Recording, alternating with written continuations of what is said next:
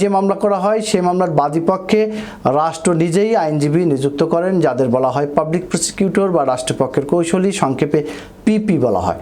আর CR মামলা যা কোর্টে করা হয় সেই মামলায় নালিশকারী বা বাদীকে ব্যক্তিগতভাবে আইনজীবী নিযুক্ত করে মামলা পরিচালনা করা হয়। সেই মামলার নালিশকারী বা বাদীকে ব্যক্তিগতভাবে আইনজীবী নিযুক্ত করে মামলা পরিচালনা করতে হয়।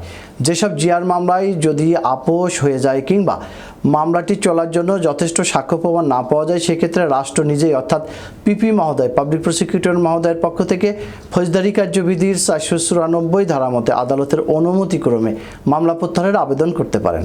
সেটা সম্ভব না হলে আসামির বিরুদ্ধে অভিযোগ গঠনের পর একজন এজাহারকারী হিসেবে নিজে এবং অন্যান্য সাক্ষীদের মাধ্যমে আদালতে আপোষ মূলে সাক্ষ্য প্রদান করে আসামিকে আপনি রীতিরকম খালাসের ব্যবস্থা করতে পারবেন। আর সিআর মামলা নালিশকারী বা তার পক্ষ থেকে নিযুক্ত আইনজীবী ফৌজদারি কার্যবিধির 248 ধারা মতে মামলা প্রত্যাহারের আবেদন করতে পারেন। আর